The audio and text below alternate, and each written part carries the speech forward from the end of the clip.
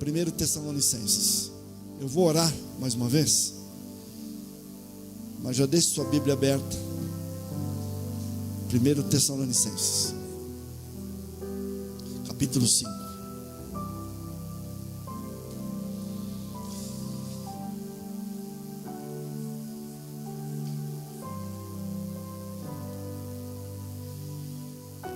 Senhor,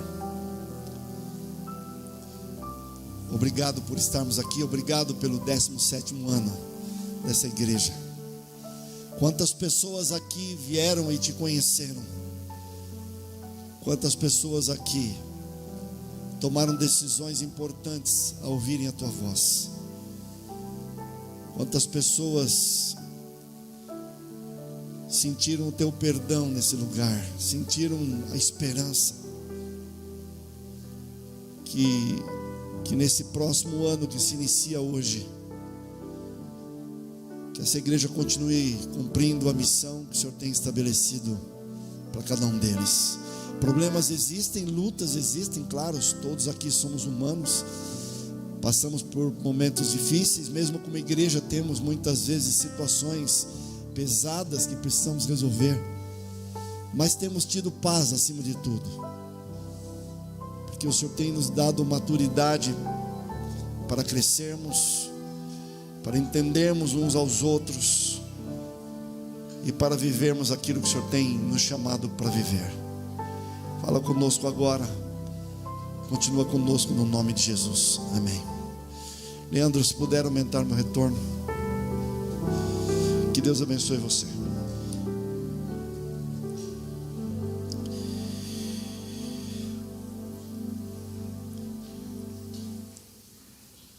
Paulo, capítulo 5,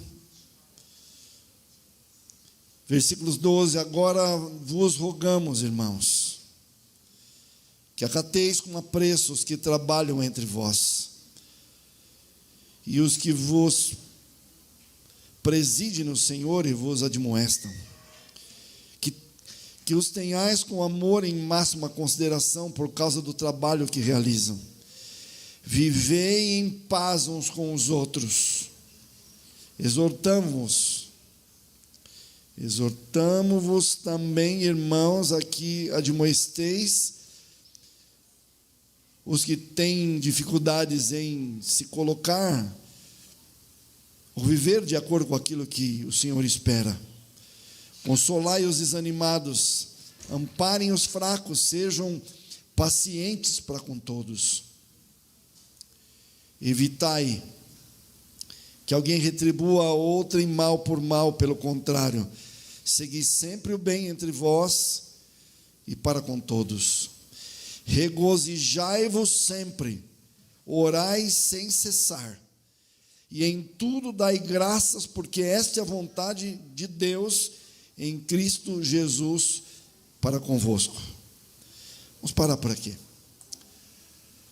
O apóstolo Paulo, ao escrever a sua carta à igreja de Tessalônica, sua primeira carta, Paulo sabia que essa igreja estava passando por um momento difícil. Se você quiser voltar o texto, logo no início da carta, no capítulo 1, versículo 4, no versículo 6, Paulo fala assim: com efeito vos tornastes imitadores nossos e do Senhor, tendo recebido a palavra, posto que em meio de muita tribulação, vocês tiveram uma postura de alegria, sendo influenciados pelo Espírito Santo. Paulo, ele está escrevendo uma carta para uma igreja que estava passando por momentos difíceis. Agradecer a Deus quando tudo está bem é fácil. Mas como agradecer a Deus quando as coisas não estão do jeito que nós gostaríamos? Como Paulo conseguiu ter um sentimento de gratidão depois de tantas coisas que ele passou?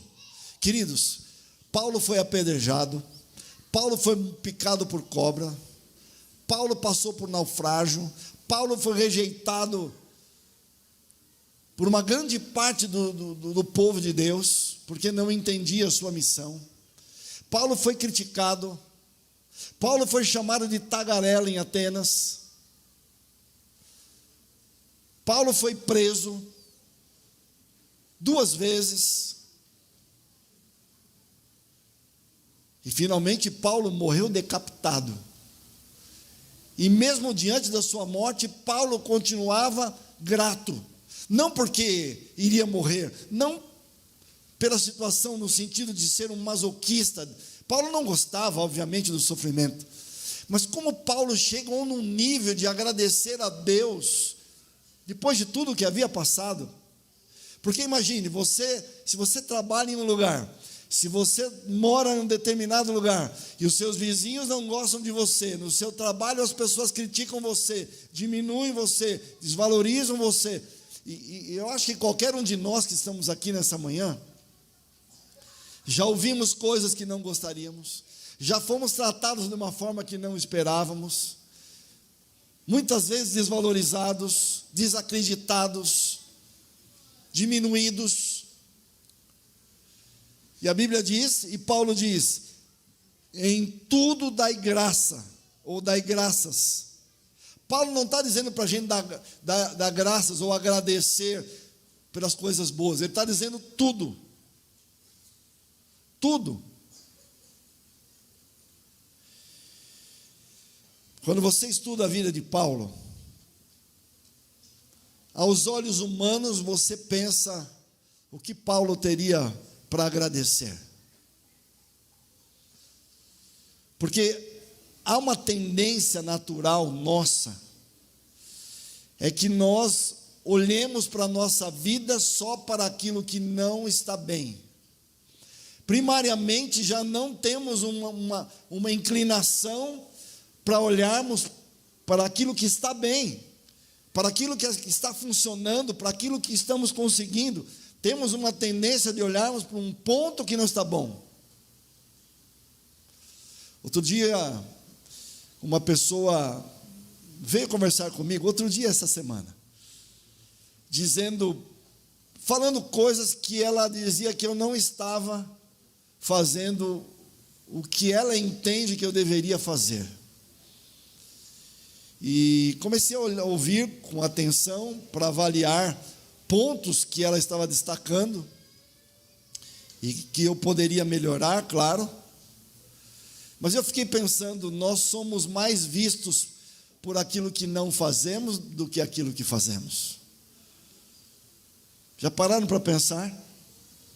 Somos sempre avaliados, observados, criticados por aquilo que, teoricamente, não fazemos. E muitas vezes nós nos olhamos assim. Nós olhamos para o que não está bom, olhamos para aquilo que não conseguimos e nos diminuímos muitas vezes. Muitas vezes não precisamos nem de críticas externas, observações externas. Nós mesmos olhamos para nós com um olhar focado naquilo que não está bom. Falo isso por experiência própria. Mas essa semana a Aline, onde é que está a Aline? A Aline está aqui, ela diz, pastor, prega sobre gratidão. E eu comecei a estudar a Bíblia e pensar, em primeiro lugar, como eu vou pregar algo? Deixa eu estudar e ver como é que eu estou diante disso. E percebi que eu não estava sendo aprovado no tema que eu mesmo iria pregar hoje. Pela visão de Paulo, onde temos que agradecer por tudo. E comecei a pensar em aspectos da minha vida que eu muitas vezes me lamento, muitas vezes eu me critico, muitas vezes eu me diminuo ou não gosto. E comecei a pensar e avaliar na ótica divina porque passo pelo que passo, porque sou como sou. E fazendo uma retrospectiva da vida, eu percebi aquilo que Paulo entendeu.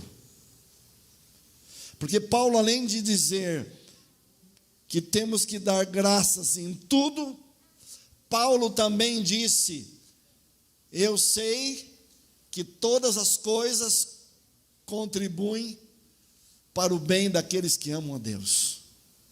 Paulo entendeu algo que a gente demora para entender na plenitude, e talvez ainda vamos demorar para entender tudo. Paulo entendeu que quando um ser humano se coloca nas mãos de Deus, quando o ser humano busca Deus, ele se entrega a Deus, ele confia em Deus, e ele entende que Deus tem um plano, um planejamento, uma estratégia personalizada para cada um de nós. Não existe sorte ou azar. Não existe algo que acontece por acaso, porque tinha que acontecer, porque era destino. Paulo entendeu que no momento em que ele se colocou nas mãos de Deus, entendendo ou não entendendo tudo o que aconteceria com ele, Paulo enxergou um Deus que estava por trás de tudo, um Deus soberano que vê tudo, sabe tudo, pode tudo.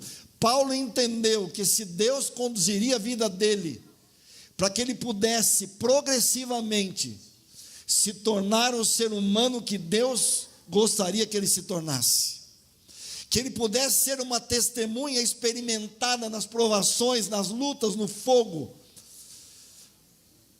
para atrair pessoas que precisariam de Jesus e que, ao olharem para a vida dele, entenderiam que há um Deus no céu que conduz todas as coisas. Eu não sei como você está nessa manhã. Eu tenho minhas lutas, meus desafios, meus problemas. Tem horas que me sinto pequeno diante de algumas situações.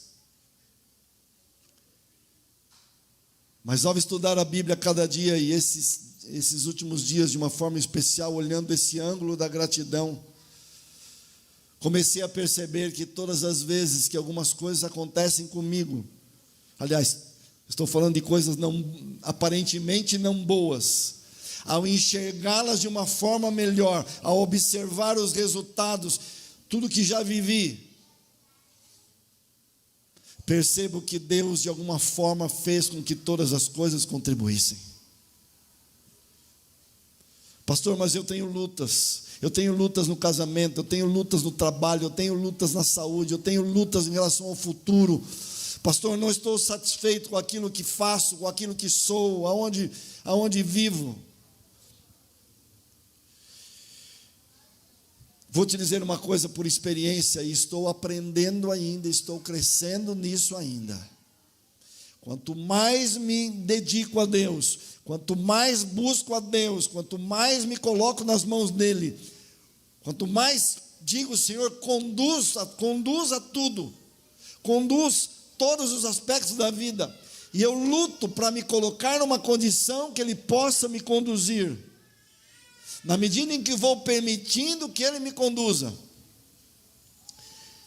vai ficando claro cada aspecto que acontece na vida, que Ele vai contribuindo para que eu me torne, ou para que você se torne pessoa segundo o coração de Deus, e agradecer a Deus quando algo não está bom, mas que você percebe que está produzindo em você um resultado que é necessário que seja produzido. A queixa vira gratidão, a reclamação vira gratidão. Nos momentos mais difíceis da vida, quando a gente olha para trás, a gente percebe a mão de Deus conduzindo. Querem ver um detalhe simples? Mudança de casa. Vocês sabem que os pastores mudam muito de casa. Eu não mudei muito até certo ponto. 1, 2, 3 vezes eu mudei. Tem pastores que mudam 10, 15 vezes. Mas eu me lembro que quando fui mudar a primeira vez, eu lembro dos meus filhos sentados assim na guia, com a cabeça assim, eram crianças ainda. Não queriam mudar. E a gente não queria mudar. E todas as vezes que mudamos, a gente foi feliz aonde mudou. Deus fez com que as coisas fossem boas, fez com que as coisas contribuíssem para o nosso bem. Vocês lembram quando peguei Covid no hospital, que foi ali que Deus falou comigo no momento de maior dor. Eu pude entender que aquela provação tinha um objetivo para a minha vida. Queridos, não existem provações que não têm um objetivo de fazer com que nós possamos nos enxergar melhor e buscarmos mais a Deus. Paulo, quando vai terminar o seu ministério, ele diz: eu combati o bom combate, guardei a fé, estou encerrando a carreira, e já sei que a coroa da justiça me está reservada não somente a mim, mas todos aqueles que amam a vinda do Senhor. E Paulo disse isso em 2 Timóteo 4, 6 e 7. Paulo vai terminar a vida tendo a certeza de que ele fez o que tinha que fazer, de que o Senhor havia conduzido a sua vida. Ele havia dito para os filipenses no capítulo 4, que ele havia aprendido a viver contente, grato em toda e qualquer situação. E ele diz: tudo posso naquele que me fortalece. Ele havia entendido que quando estivesse com Cristo, enquanto andasse com Deus, a vida dele seria conduzida da melhor maneira. E aquele homem que olhou para a sua própria vida, na sua primeira carta a Timóteo, dizendo que ele era o pior dos pecadores, ele chega ao ponto na vida dele de dizer: já estou crucificado com Cristo, e já não sou eu mais quem vive, mas Cristo vive em mim. Escuta o que eu vou te dizer, para a gente fechar a mensagem dessa manhã. Nada é mais importante, escuta bem o que eu vou te dizer, nem tua vida econômica, nem tua vida emocional, nem tua vida, nem as tuas necessidades, nada é mais importante, ou deve ser mais importante, do que deixarmos Deus conduzir a nossa vida, e chegarmos ao ponto de dizer, como Paulo disse: já não sou eu mais quem vivo, mas Cristo vive em mim. Eu queria orar com você agora, e pedir que o Senhor conduza a sua vida. As lutas são muitas, os desafios são enormes, as provações virão, mas se nós olharmos para a nossa vida com a ótica divina, se nos deixarmos ser conduzidos pelo Espírito Santo, chegaremos progressivamente a entender que por trás de tudo isso há um Deus que está nos moldando, que está nos lapidando, que está nos renovando, talvez nos reconstruindo, talvez fazendo de nós novas pessoas, porque do jeito que estávamos, viveríamos e seríamos infelizes. Agradeça a Deus nessa manhã, porque você está aqui. Você está em casa nos vendo, agradeça a Deus. Por mais difícil que possa ter sido sua vida, agradeça. Você está aqui, você tem Deus, você tem esperança. Há uma vida eterna que o Senhor tem para nós. Se você está aqui, agradeça a Deus e abra o seu coração e peça para Deus guiar a tua vida como um todo. O grupo vai cantar uma última música agora. Esse momento de nós dizermos: Senhor, não entendo tudo, não sei tudo, não me sinto forte para tudo, mas estou aqui agradecendo por estar vivo, por estar tendo a oportunidade de viver, de te conhecer e de louvar o teu nome, mesmo sem entender tudo. O grupo canta. Aproveite esse momento para orar. Vou orar com vocês no final e vamos ter uma reunião depois. Mas esse é o momento de nós nos entregarmos, de nós orarmos e abrirmos o nosso coração ao Senhor.